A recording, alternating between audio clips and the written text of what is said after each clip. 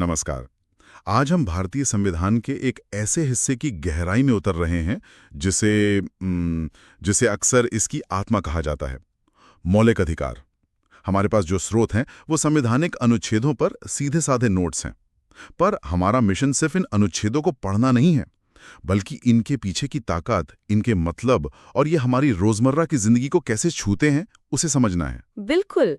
ये सिर्फ वकीलों या जजों के लिए बने कुछ नियम नहीं है। हाँ। ये हर भारतीय नागरिक को दी गई एक तरह की गारंटी है। गारंटी? जी। ये एक लक्ष्मण रेखा है जो बताती है कि सरकार क्या कर सकती है और ज्यादा जरूरी क्या नहीं कर सकती। तो चलिए इस कवच को परत दर परत खोल कर देखते हैं। ये अधिकार संविधान के भाग 3 में है। हाँ, अनुच्छेद 12 से 35 तक। अनुच्छेद 12 से 35 तक। और दिलचस्प बात यह है कि इनकी प्रेरणा अमेरिका के बिल ऑफ राइट्स से ली गई थी। लेकिन एक सवाल जो सबसे पहले मेरे दिमाग में आता है वो ये है कि ये अधिकार हमें मिले किसके खिलाफ हैं? बहुत ही सही सवाल है और यहीं से सारी कहानी शुरू होती है। ये अधिकार हमें राज्य यानी स्टेट के खिलाफ मिले हैं। राज्य? जी। और अनुच्छेद 12 इसी राज्य की परिभाषा बताता है।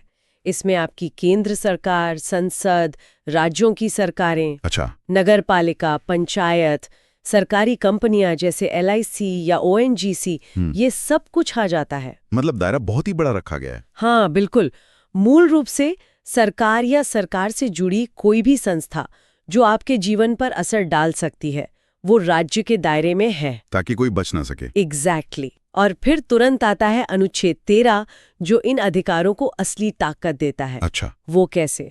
वो कहता है कि कोई भी कानून, चाहे वो अंग्रेजों के जमाने का हो या आज की संसद ने बनाया हो, अगर वो इन मौलिक अधिकारों से टकराएगा तो वो कानून उस हद तक रद्द माना जाएगा, शून्य। वाह। इसी को हम न्यायिक समीक्षा या जुडिशियल रिव्यू कहते हैं। ये सुप्रीम कोर्ट और हाई कोर्ट का वो अधिकार है जिससे वो सरकार की मनमानी पर लगाम लगाते हैं। ठीक है, तो नींव मजबूत है। अब उन 6 अधिकारों पर आते हैं जो इस पर खड़े हैं।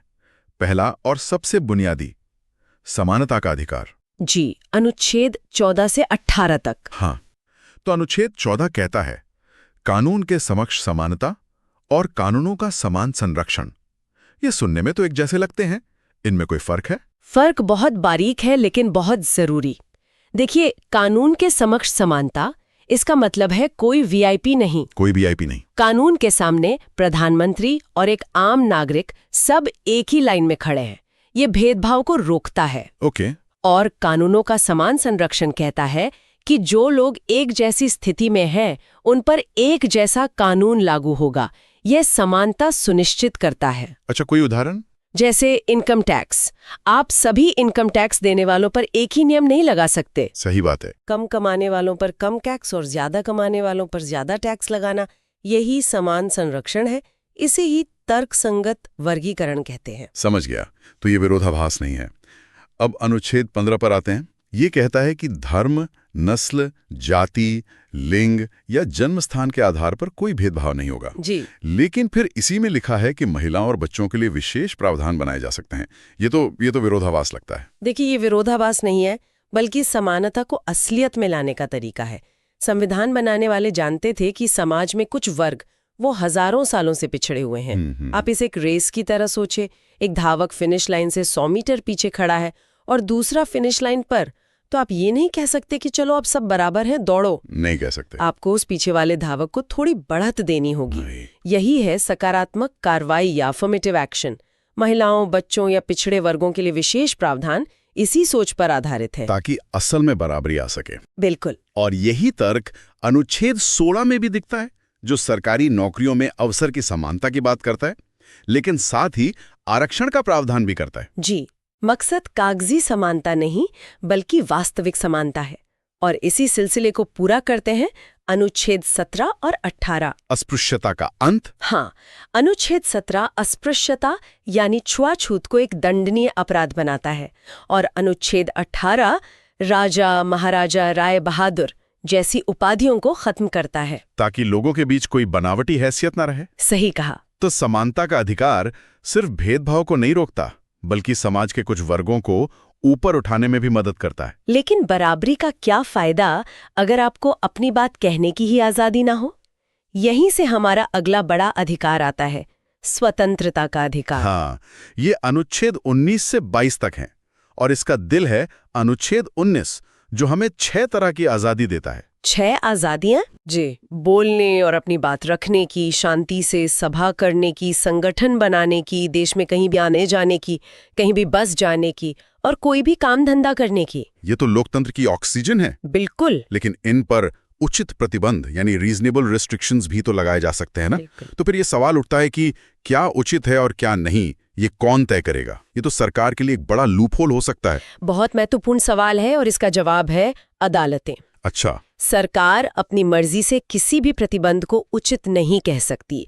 अगर सरकार आपकी बोलने की आज़ादी पर रोक लगाती है तो उसे अदालत में ये साबित करना होगा कि वो रोक देश की सुरक्षा या सार्वजनिक व्यवस्था के लिए जरूरी थी और मनमानी नहीं थी। तो ये उचित शब्द ही संतुलन बनाता है। जी, नागरिक की स्वतंत्रता और राज्य की सुरक्षा के बीच। ठीक है, अब अनुच्छेद 20 पर आते हैं जो आपराधिक मामलों में संरक्षण देता है। ये थोड़ा तकनीकी लगता है। इसे एक कहानी से समझते हैं। बताइए। मान लीजिए आपने आज कुछ ऐसा किया जो अपराध नहीं है। कल सरकार एक नया कानून बनाकर ये नहीं कह सकती कि आपने जो कल किया था वो अपराध था और अब आपको सजा मिलेगी। अच्छा, मतलब पिछला कानून लागू नहीं होगा। हाँ, इसे कहते हैं पूर्वव्यापी कानून या एक्स पोस्ट फैक्टो लॉ से सुरक्षा। दूसरा, अगर आपको एक अपराध के लिए सजा मिल चुकी है तो उसी अपराध के लिए दोबारा सजा नहीं दी जा सकती। Double jeopardy. जी। और तीसरा, पुलिस आपको ये मानने के लिए मजबूर नहीं कर सकती कि हाँ, मैंने ही जुर्म किया है, यानी खुद के खिलाफ गवाही देने से सुरक्षा। समझ गया। और फिर आता है अनुच्छेद 21, जीवन और व्यक्तिगत स्वतंत्रता का अधिकार। ये सुनने में बहुत सीधा साधा लगता है, लेकिन मैंने सुना है कि ये भारतीय संविधान का सबसे विस्फोटक अनुच्छेद है। ऐसा क्यों?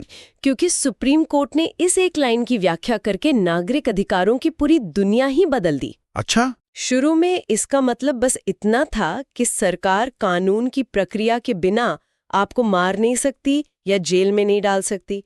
लेकिन फिर मेनका गांधी केस के बाद सुप्रीम कोर्ट ने कहा, सिर्फ सांस लेना ही जीना नहीं है, जीवन का मतलब है गरिमा के साथ जीना।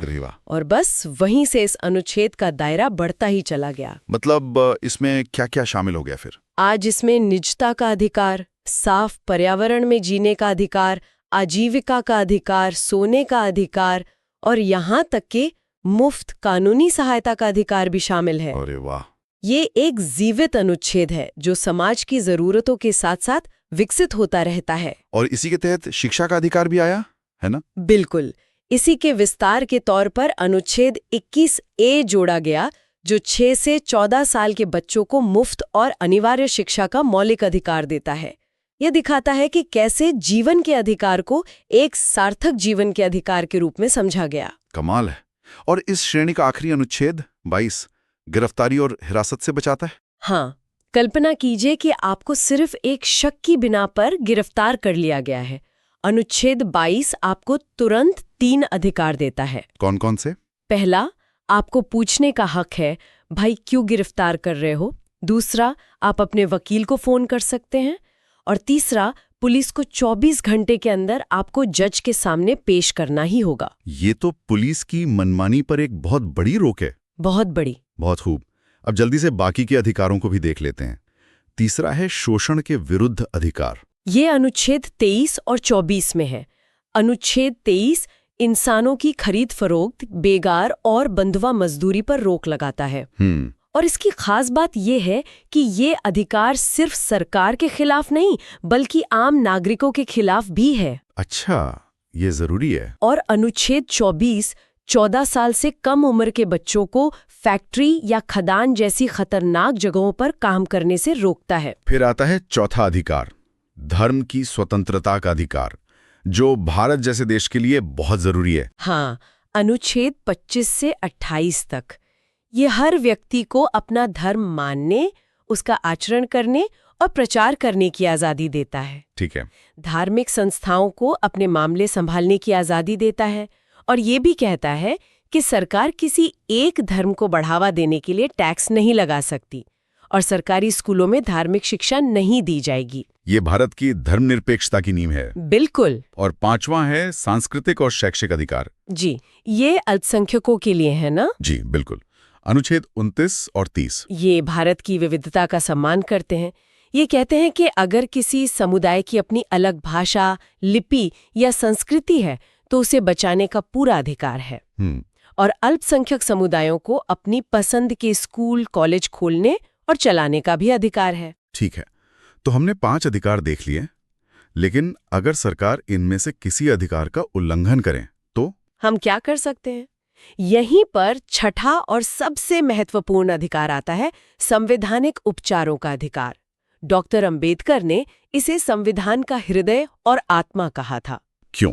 क्योंकि इसके बिना बाकी सारे अधिकार सिर्फ कागज पर लिखी अच्छी अच्छी बातें रह जाते हैं। सही बात है। अनुच्छेद 32 खुद एक मौलिक अधिकार है, जो आपको ये अधिकार देता है कि अगर आपके किसी भी मौलिक अधिकार का हनन हो तो आप सीधे सुप्रीम कोर्ट जा सकते हैं। सीधे सुप्रीम कोर्ट? जी, कोई निचली अदालत नहीं, सीधा सबसे बड़ी अदालत। और सुप्रीम कोर्ट आपके अधिकारों को लागू करवाने के लिए 5 शक्तिशाली रिट यानी रिट्स जारी कर सकता है। हाँ जी, रिट्स, ये बहुत शक्तिशाली उपकरण है। इन्हें आसान भाषा में समझाएंगे? जरूर। पहला है हेबियस कॉर्पस। इसका मतलब है शरीर को प्रस्तुत करो। मतलब? इसे ऐसे समझिए कि अगर पुलिस किसी को गैर कानूनी तरीके से हिरासत में रखती है तो अदालत आदेश देगी उस व्यक्ति को हमारे सामने पेश करो अभी। ये गैर कानूनी हिरासत के खिलाफ एक ब्रह्मास्त्र है। और दूसरा? दूसरा है मैंडेमस, मतलब हम आदेश देते हैं। अगर कोई सरकारी अधिकारी अपना काम नहीं कर रहा है जिसकी वजह से आपका नुकसान हो रहा है तो कोर्ट उसे वो काम करने का आदेश दे सकता है। अच्छा। तीसरा है प्रोहिबिशन, यानी रोकना। ये एक बड़ी अदालत निचली अदालत को कहती है, रुको, ये मामला तुम्हारे अधिकार क्षेत्र से बाहर है। और बाकी 2? चौथा है सर्टियोरारी, यानी और जानकारी देना।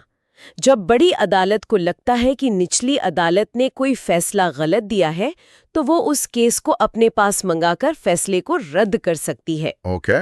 और आखिरी और पांचवा? और पांचवा है क्वो वारंटो, जिसका मतलब है किस अधिकार से। अगर कोई व्यक्ति गलत तरीके से किसी सरकारी पद पर बैठ गया है तो कोर्ट उससे पूछ सकता है कि वो किस हक से उस कुर्सी पर बैठा है। तो ये 5 रिट्स असल में न्यायपालिका के हाथ में वो औजार हैं जिनसे वो नागरिक के अधिकारों की रक्षा करती है। लेकिन एक आखिरी सवाल, क्या इन अधिकारों को कभी निलंबित भी किया जा सकता है? हाँ, लेकिन सिर्फ असाधारण परिस्थितियों में, जैसे राष्ट्रीय आपातकाल के दौरान। अनुच्छेद 358 के तहत जब युद्ध या बाहरी आक्रमण के कारण आपातकाल लगता है तो अनुच्छेद 19 वाली 6 स्वतंत्रताएं अपने आप निलंबित हो जाती हैं। अपने आप? जी, अपने आप। और अनुच्छेद 359 के तहत राष्ट्रपति एक आदेश से दूसरे मौलिक अधिकारों को लागू कराने के लिए कोर्ट जाने के अधिकार को निलंबित कर सकते हैं। लेकिन यहाँ एक बहुत जरूरी बात है ना? सबसे जरूरी बात, अनुच्छेद 20 और 21, जीवन का अधिकार। हाँ, यानी आपराधिक मामलों में संरक्षण और जीवन और व्यक्तिगत स्वतंत्रता का अधिकार। ये किसी भी हालत में, किसी भी आपातकाल में निलंबित नहीं किए जा सकते। किसी भी हालत में नहीं? जी। 44वें संशोधन के बाद ये तय कर दिया गया कि जीने का अधिकार हर हाल में बना रहेगा। तो आज की इस पूरी चर्चा का सार ये है कि मौलिक अधिकार भारतीय लोकतंत्र का वो सुरक्षा कवच है जो नागरिक को राज्य की असीमित ताकत से बचाते हैं, समाज के पिछड़े वर्गों को आगे बढ़ने का मौका देते हैं और देश की विविधता को सहेज कर रखते हैं। ये नागरिक और राज्य के बीच एक पवित्र अनुबंध की तरह है जिसकी रक्षा की जिम्मेदारी संविधान ने न्यायपालिका को दी है। इन अधिकारों को समझना सिर्फ एक परीक्षा पास करने के लिए नहीं, बल्कि एक जागरूक और सशक्त नागरिक बनने के लिए जरूरी है। और इस चर्चा को समाप्त करने के लिए एक विचार छोड़ जाते हैं। संविधान हमें ये अधिकार देता है और अदालतें इनकी रक्षा करती हैं, लेकिन एक नागरिक के तौर पर इन अधिकारों के प्रति हमारी अपनी क्या जिम्मेदारी है, खासकर तब जब हम दूसरों के अधिकारों को खतरे में देखते हैं? इस पर जरूर सोचिएगा।